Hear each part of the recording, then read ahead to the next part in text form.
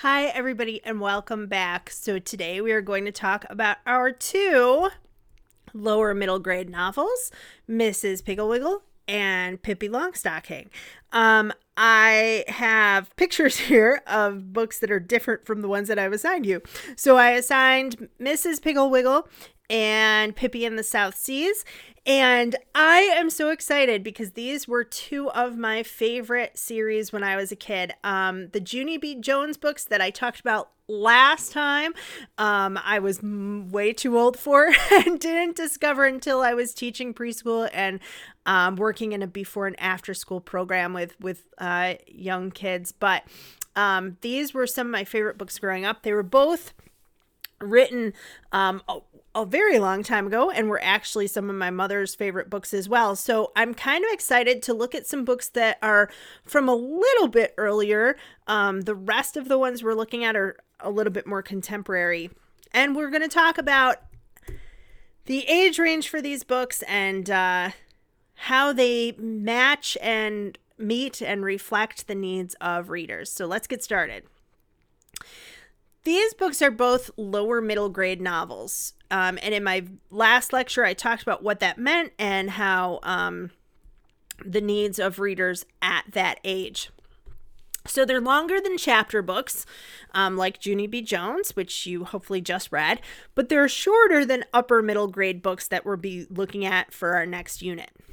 Lower middle grade books really help children transition from simple language and plot lines of chapter books to more complex characterization and some more complex storytelling techniques. So for these books, they're still episodic, but beginning, a middle, and an end. They do have pictures, but less pictures. So the pictures are there really, as you can see. This is from, I think it's from Hello, Mrs. Piggle-Wiggle, or Mrs. Piggle-Wiggle's Magic.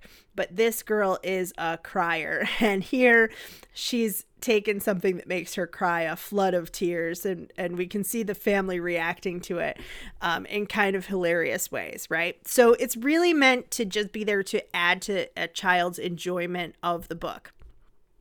Different from picture books and chapter books, where contextual clues are important for kids because they're just learning how to read and how to match the words that they've heard to the words they see on the page. Protagonists are typically 7 to 10 years old. They might be a little bit older. As I mentioned in my last lecture, kids like to read up. But for the most part, they're going to be about the same age as the reader. So 7 to 10, 8 to 10 in that age range. So let's talk about Mrs. Piggle-Wiggle. There's Betty McDonald, the author. She specialized in originally writing a humorous autobiographical tales as well as books for children. So it's interesting to me because at the time that she was alive, she was really famous for this book called The Egg and I, which is a hilarious story about she and her husband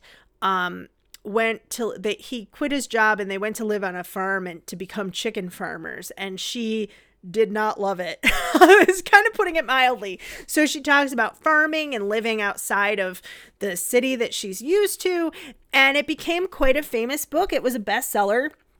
It was turned into a movie. There were these characters in it, Ma and Pa Kettle, who later on I think had maybe a radio series featuring them, or a short film series featuring them.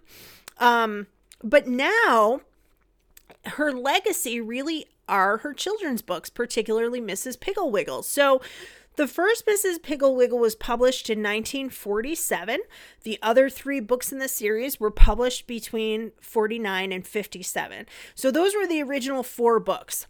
Her daughter found notes for other stories, and she compiled those into a 5th book just a couple years ago. 11 now, since it's going to be 2020 when you hear this, or later. So over a decade ago. And that book is called Happy Birthday, Mrs. Piggle-Wiggle. After that, the series was extended by Anne M. Martin and Annie Parnell, and that features the character's great niece, Missy Piggle-Wiggle. And we'll talk about that later. I think that is an interesting development, and I think it reflects how we understand childhood a little bit better. And at any rate, there's 3 books in that series, and they're quite recent.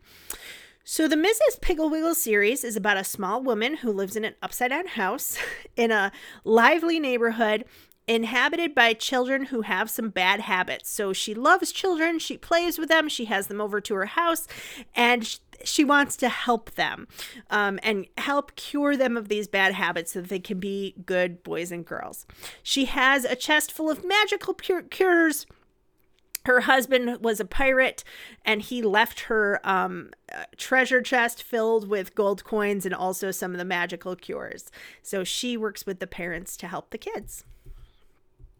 So, Mrs. Piggle-Wiggle and cognitive development. The books are structured in an episodic way, so every single chapter is a separate story. It follows one child who has a problem, and it's done in a very formulaic way. The child has bad behavior. Their behavior affects those around him, particularly their parents. So their behavior might upset some of their siblings, but for the most part, it's upsetting the adults in their lives. So a parent, usually the mother, calls Mrs. Piggle-Wiggle and asks for help. And I believe in this first book, what you're going to see are the parents calling other people for help. So let's say their kid won't go to bed. They'll call a neighbor and say, oh, have you ever had this problem? And the neighbor will say, oh, no, we all go to bed right at 5 o'clock every night. And the parent will be like, oh, that's so early. And then they'll call another neighbor and say, have you ever had this problem? And the neighbor will say, oh, we don't have bedtime. Sometimes we go to bed at 3 a.m. So it's kind of trying to show, right, there has to be a happy medium and that there should be rules. So Mrs. Piggle-Wiggle is finally called for help. She provides a cure. And then the parents are sometimes hesitant about the cure, but eventually the child is cured and they're a better child at the end of the story. The episodes allow children this age to guess what might happen in the story. And the cures are sometimes mundane, like a kid won't pick up his toys. So Mrs. Piggle-Wiggle says, oh, just don't stop picking them up. And eventually he won't be able to get out of his room.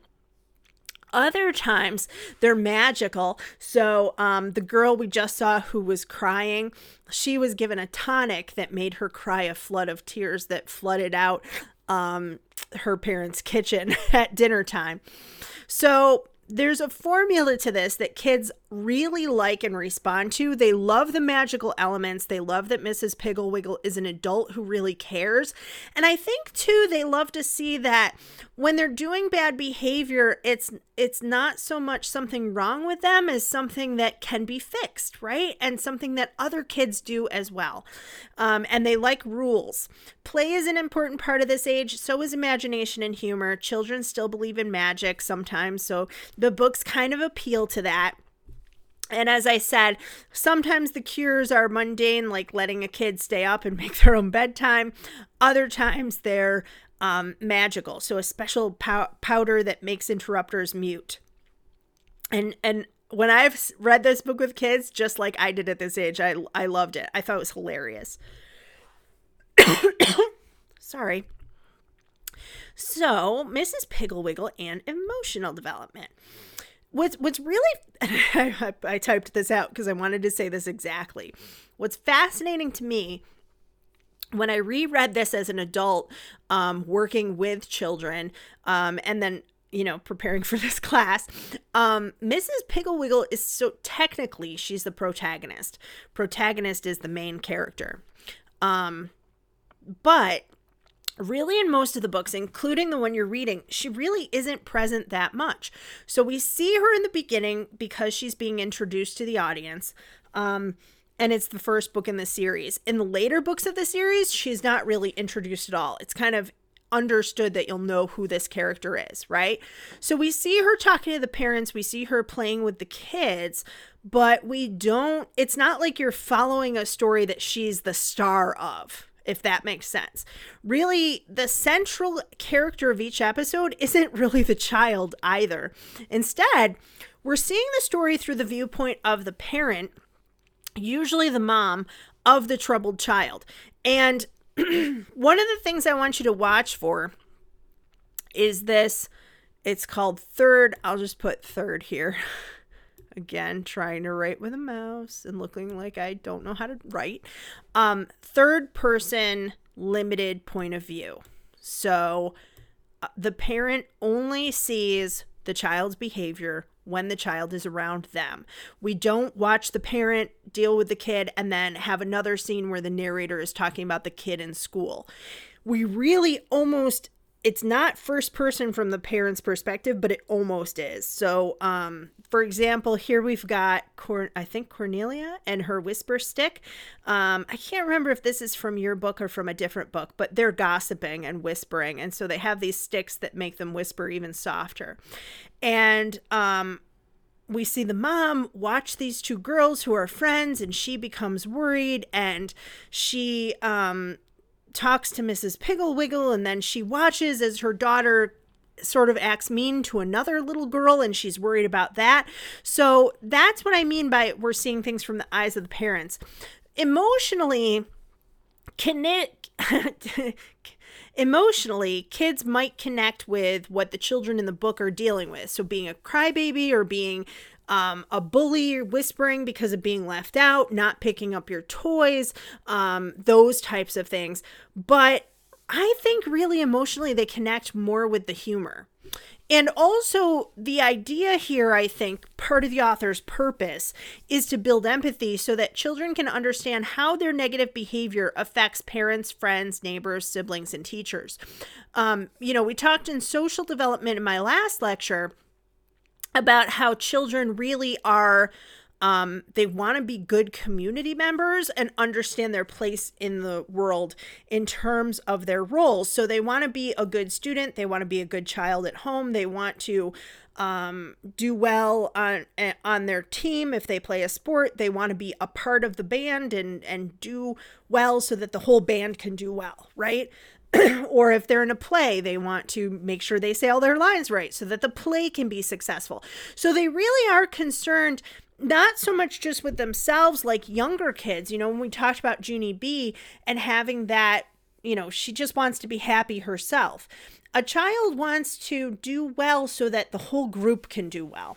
And they also want to, so understanding bad behavior and correcting it, there is some fun here, but there is a lesson to be learned in each chapter as well. Socially, there's the boy who wouldn't clean his room. The plot lines really meet the needs of readers this age. So socially, they are building empathy, as I just said, being a good citizen or a community member. They're really interested in rules and the consequences of not following those rules. So they kind of learn that through these books. They're also really reliant on parents, teachers, and other mentors for guidance, and that is something that is clearly seen in this book. One of the messages here is that a child needs a parent, particularly a mom, for help. They need to have a parent's help to get them through whatever they're going through. Friendships are depicted, but they, again, might not be central to the episode.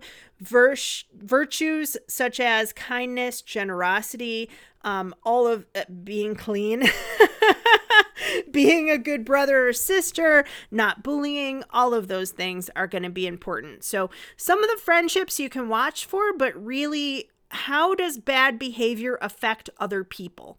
That's the biggest thing I want you to look for in these books. So the role of adults, this is from the Missy Piggle-Wiggle. I think that the Missy Piggle-Wiggle books reflects the fact that the original books are told from a parent's point of view, almost, and that doesn't fully reach the needs of a kid, and kids like to see things more from their point of view. So a lot of times with the Missy Piggle-Wiggle books, you'll see a child going to Missy for help from her, as opposed to just a parent going to her, which is interesting to me, and I think a really kind of neat development as an update or a reboot, even though I don't usually like reboots, and they're not my favorite, but I didn't grow up with them. I think if you read them to a kid might love them just as much or even more, depending. So the narrative voice we talked about, it's not omniscient. It's limited to the parent's point of view. The dialogue is focused on the parents. And the child's dialogue most of the time is responding to the parent in some way. There are jokes intended for adults. So I don't know if it's in this book, but in one of the stories, like you'll have Mrs. Quadrangle and her sons, Harvard and Cornell, which are two Ivy League schools. A little kid's not going to really pick up on that joke. They'll think that they're kind of funny names, but they won't really get, fully the joke.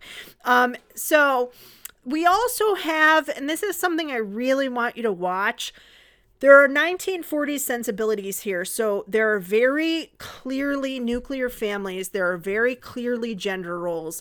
In the Missy Piggle-Wiggle series, you have a change to that, which brought along, of course, some controversy with a family that was not a traditional nuclear family. But here, I want you to look for the gender roles, because how the mothers respond to things and what the responsibility of the mother is, what the responsibility of the father is and how he responds to a child's behavior, and also how the child's behavior interrupts the day. So for the mother, a child not picking up things, she has to pick them up all the time. For a father, a child not picking up things, he trips over something on his way to work and then he's late for work, right? So really look for that, because it's almost like it's written in 1947, and I think a lot of people will say like it's stereotypical 50s. The way that we think of stereotypically, the 1950s weren't actually like this all the time, but the way that we think of the 1950s as being, that's what's depicted in the books. So it's something I want you to talk about in the discussion board. While children love these books, as I said, I think that they're kind of geared toward adults in some ways, but kids do love them. So here's our excerpt. Actually, Philip's mother has just called Mrs. Piggle-Wiggle about his showing off, and this is what she says. Actually, Mrs. Piggle-Wiggle, Philip's showing off doesn't bother me. But his daddy says he's obnoxious, and his sister Connie says he's disgusting, and this morning his teacher, Miss Periwinkle, told me he's getting out of hand. Well, said Mrs. Piggle-Wiggle, if it were only his older sister who complained about Philip, I would be inclined to let things work out. But as long as he's annoying his daddy, and Mrs. Periwinkle, who is one of the best fifth-grade teachers in this county, we better take steps. Show-off powder is guaranteed to be harmless, said Mrs. Piggle-Wiggle, but it will stop showing off. You see, it makes the show-off invisible. So this is from one of the books, and I chose it because you can see the mother being worried, the father being annoyed, the contrast of the middle child. A lot of times they'll have a younger child who is, let's say, 4 to 6, and then they'll have this middle child who is this age range of about 8 to 10, sometimes 11. And then you'll have an older child who is a little bit older, so maybe 10 to, say, 12 or 13. So the older child is kind of over it. The younger child is a little bit more lighthearted and free and isn't in that stage yet. And very specifically, the middle child, or at least in this case, he's younger, but his older sister Connie, I think, is 11, and I think he might be 8. Or maybe 9. So watch for that too as a contrast to show the developmental differences between kids in that age range and younger kids or older kids. Philip is in 5th grade. He has his older sister is, I think it's 6th, maybe 7th grade, if that's mentioned. You can also see how the focus here is on the parent worrying about it rather than the child being worried about it, and how the parent has to correct with help, with a little bit of magical help, her child's behavior. So let's talk about Pippi Longstocking.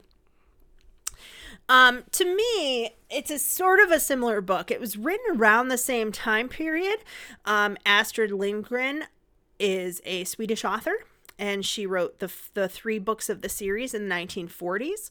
She wrote 34 chapter books and 41 picture books. And in Sweden, she's really one of Sweden's most famous children's authors. She's known for quite a number of series, but in the United States, Pippi really got picked up more than the others. And this is the original artwork, which is not my favorite, but I wanted to just show you guys what that looked like. She said, I want to write for a readership that can create miracles. Children create miracles when they read. And Pippi certainly is a child who is a fiery, spunky heroine. She lives in her house, Villa Villacula, with a monkey and a horse. Her father is a sea captain who's been missing, at least in the first book.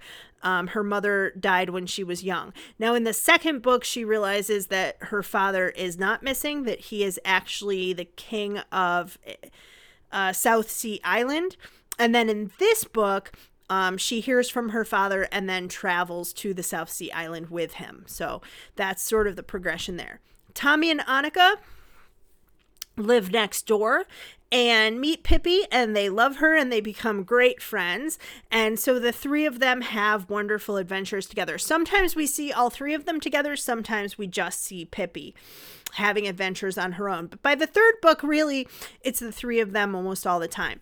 The series has humor and heart, and Pippi stumbles into trouble in kind of hilarious ways.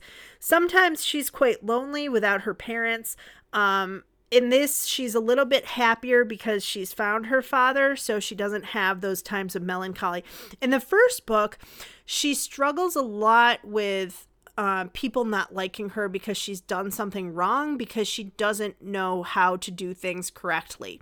So she goes to school and she'll say, oh, I'm sorry, I've never been in school. I didn't know I did anything wrong. I'm just, I'm just being me, and my mommy is an angel in heaven, and my father is out on the seas somewhere. And then adults feel sorry for her. What's interesting to me is I mentioned this when I talked about Junie B. Jones. And Junie B. Jones is a lot like Pippi, I think. She's a fiery, spunky heroine who just says what she thinks. The difference, I believe, is that Pippi is meant to be almost a magical figure. So she's not meant to be like a typical 10-year-old or a typical 9-year-old, right? She's sort of magical. The other thing I think is that a lot of this book, Pippi is showing empathy and kindness in particular. So that's something that I'll talk about more in a minute, and something I'd like you to look for. Some of those differences. Oh, there she is, the strongest girl in the world, throwing her fat father up into the air. Lower middle grade readers begin to understand humor. So there's a lot of comic situations, particularly adults looking foolish or buffoonish. Pippi is against what's called adultism, which would have been back then a little more of an issue and something that people were talking about. So children having rights and being seen as people who should not be treated like idiots all the time, I guess that's the best way I can put it. Adults not knowing all the time what the kids do. It's sort of interesting. So Pippi seems to be intelligent, but she has no formal schooling. So educational goals here, some things that are typical of kids her age: spelling, knowing the value of money, understanding time, those conceptual things she doesn't always get. But this, again, is sort of meant to be humorous for children reading the story. And a lot of kids put themselves more in the place of Tommy and Annika, where Annika will say, no, Pippi, you can't give someone a gold piece just for one piece of candy. Those kind of things. Or Pippi makes fun of multiplication and calls it plutification. So that's some stuff to look for. Play is vital. Pippi represents a break from the boring and mundane. I think, I heard someone say about this book that she represents every child's fantasy of living away from adult rules and away from the boring and away from the mundane. And I think it's like Mrs. Piggle-Wiggle is every adult's fantasy, that their children will magically become well-behaved. So Something to look for kind of in a contrast there. The book grabs the imagination through magical realism. Magical realism means that there's kind of a realistic narrative with some surreal elements. So what we have in this book eventually goes into the realm of complete fantasy when they go to the South Sea Island. But through much of the series, I think it never translated well to film because what's happening is almost boring. The kids are playing, they go in a tree, the tree has lemonade and cookies. They're not sure if Pippi put the lemonade and cookies there or if the tree is magic and gives them lemonade and cookies whenever they go to play in it. They go to a circus and watch, and then Pippi is able to throw the strong man up into the air, and she's stronger than the strong man, right? So a normal thing like going to a circus, or another one is they go to school, and but they go on horseback on Pippi's horse, and then Pippi just kind of creates havoc. I will put it that way. So a lot of the things are kind of, you know, one of the episodes in this is that their Aunt Laura comes over for tea. Another episode is them being sick in bed and having Pippi cheer them up. So in some ways, the end of the book, or maybe about halfway through, is more like a fantasy adventure novel.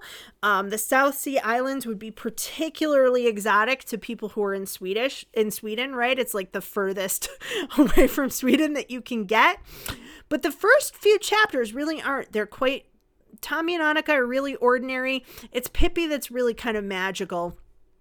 And again, reflecting the cognitive development of distinguishing between fantasy and reality. Emotional development.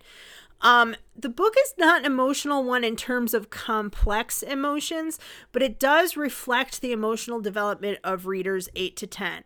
Pippi doesn't have it formal education, but she is highly emotionally intelligent. And if you don't know what that is, basically IQ measures, is supposed to measure your intelligence quotient. EQ measures your emotional intelligence. So it's emotional quotient. Emotional intelligence means that you are able to be aware of your emotions, control them, express them, handle interpersonal relationships have empathy, have leadership.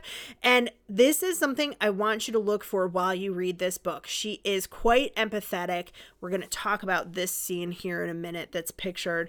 But Pippi is a leader more than anything else. So wouldn't do great in school, but is a wonderful leader. She handles conflict. She shows empathy. The responsibility as a community member, Tommy and Annika are sort of fitting into this in traditional ways. I want you to note the contrast of this for Pippi. So how does she not fit into normal society? And in other ways, when they're on the South Sea Island, how does she, again, kind of act as a good community member and take leadership? Tommy and Annika will make an educational mistake. So they'll say, it's not plutification, it's multiplication. And this is how you do it. And then she'll kind of cut them off, right? There's a spelling contest. I don't know if that's in this book or not, but children who are not doing well in the spelling contest, Pippi tries to cheer them up, but she does not know how to spell at all. So she's outside the normal system. But she shows sympathy for children. She wants to make kids happy, especially when adults are, that adultism again, when adults are sort of oppressing children in some way or trying to take advantage of them. Like somebody in one of the books tries to get her money, tries to break into her house. A policeman wants to know why she's by herself. These are kind of places where we see adults kind of in a buffoonish way and Pippi triumphing. They're the policemen. She put them on top of the house and took away the ladder. So, socially, as I said, Pippi's a leader. She's a very strong female character, which would have been unusual, especially at the time the book was written. So look for signs of her emotional intelligence. Look for how she's a leader. She also demonstrates bravery, particularly when her social circle is threatened. So being a community member in that way too. Kids 8 to 10 care about following rules, but she seems to kind of exist outside of these rules. Tommy and Annika are following the rules, and they sometimes become upset when the rules are broken or confused, and other times they're quite happy. So Pippi doesn't have to go to school. She can have vacation whenever she wants. She can eat pancakes for dinner or candy for breakfast if she feels like it, right? This is a joy to Tommy and Annika. So it's really almost showing how in some ways their lives are more adult than they should be. And this is encouraging them and kids like them to have fun and to play and to have an imagination. So friendships are also important at this age. They maintain a friendship. The distress comes when that friendship is threatened. So there's different points where their mother doesn't really approve of her so much, or other people in the town. There's another point here where Pippi is going to sail away to the South Seas, and they think that they're going to be left behind. And things like that. So watch how they bring other people into their social circle, how they treat them, how she has empathy, and how that could help children of this age have empathy as well, or reflect what they're going through. There's Aunt Laura. So in terms of of the plot, the book is really episodic. So there's kind of this longer thing of she knows that her father's alive. She hears from her father. They go to the South Sea Islands and then they return. But every single chapter is really a different adventure with a beginning, middle, and end. So it's quite episodic. And it's not as much as Mrs. Piggle-Wiggle, where each chapter is almost a separate story and could be told on its own. But that is something I'd like you to look for. I don't have this in here, but I'd also like you to look for vocabulary words and ways that kids would be stretched in terms of their vocabulary. Same thing with Mrs. Piggle-Wiggle. We move from the mundane world to the exotic, almost magical, and then we return to regular life. So the children are transported to go onto their adventure. Pippi could be considered naughty because sometimes she just says things, which could be rude or kind of absurd, but there's not really controversy about her behavior. Parents, I don't think, challenge the book because she misbehaves. So I want you to kind of ask why and again, compare her to Junie B. Jones. There is, though, controversy about this book. So this here is the same scene that was, if I can go back, I have to go way back. Sorry, guys. Right here. Same scene, different illustrator. Here, the people are older. In the other, they are, I'll click back this way. Here we go. In the other, for crying out loud, sorry. There we go. They're quite younger, right? Pippi herself, I mean, it could be just because of the drawings. They look like they're all about 2 years old. And so there's Pippi, there's Tommy, there's some of the children of the South Sea Island. So some people, including this woman, Dr. S.K. Woolard, she's a feminist scholar, and she said that this particular book contains colonial racist stereotypes. She says that Pippi in the South, in the book, quote, "The black children throw themselves into the sand in front of the white children in the book. When reading the book to my nephew, who is black, I simply left that passage out." However, she noted, quote, "I would certainly not condemn the book completely. As well as being very funny, it is instructive for children, not only as a strong female character. Pippi is against adultism, grown-ups being in charge, and she is fiercely opposed to violence against animals. There is a very strong critique of authority in the book." However, she said that it was racist. So Astrid Lindgren's daughter, Karen, said, quote, "She's not racist, she's the opposite. She's not only against adultism, grown-ups being in charge, and violence against animals, she is certainly against racism." Karen goes on to discuss a scene where Pippi is on the ground with the native children, and then she later makes fun of white children in their schools. So she says things like, "The white children have to learn plutification for hours and hours, and they have to sit without talking." And the children of the South Sea Island are just like appalled by that. So, nevertheless, as the result of this critique, The language is changed as well as some of the illustrations. So depending on what version you have, sometimes Pippi's father is just called the King of the South Sea Island. Sometimes he's called the Cannibal King. He's the Cannibal King in the older versions, and they kind of took that out because it sounded offensive. And I have to say, neither of these people is completely wrong. There is, to me, some troubling depictions of people of different races in certain parts of this novel. We have Momo, who is one of the children of the island, who becomes friends with Pippi and Tommy and Annika, who has adventures with them. And yet, the way that they are treating King Ephraim, Pippi's father, the way that they are treating Pippi, there is some colonialism here. So it's one of the reasons that this is the book that I chose for you out of the three, because I think there's something there, and I think it's worth talking about. To leave that passage out, on the one hand, for a younger child, would it be appropriate to leave a thing like that out? Maybe. On the other hand, is it worth talking about and saying, hey, this is kind of problematic. What do you think about this? How would this be maybe different if it were written today, when we have, much better, hopefully, better understanding of the world and different cultures and respect for different cultures. So I think, when you're talking about children 8 to 10, it's not like you're talking about children 5 to 6. They can understand some of those things. And a child of 10, especially, as I said, they're interested in current events and other cultures, which they would have been learning about in school. So I want you to look at that passage, and in your there we go. In your discussion board, I'd like us to kind of talk about that. What do you think about that scene? Do you agree with the feminist scholar? Do you not agree, and why? So here's an excerpt. Again, a third illustrator here of Pippi with the shark. Pippi jumped in the water. She reached Tommy about the same time as the shark. Tommy was screaming with fright. He felt the shark's pointed teeth scraping against his leg. But at the very same moment, Pippi seized the bloodthirsty beast in both hands and held it up out of the water. "What do you think you're doing?" she said. The shark looked around, surprised and uneasy.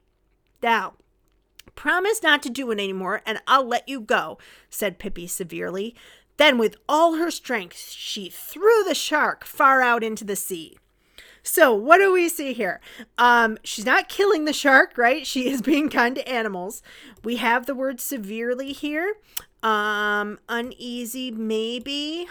Bloodthirsty, certainly. So we have some of these words that would maybe help increase a child's vocabulary. Seized is another one.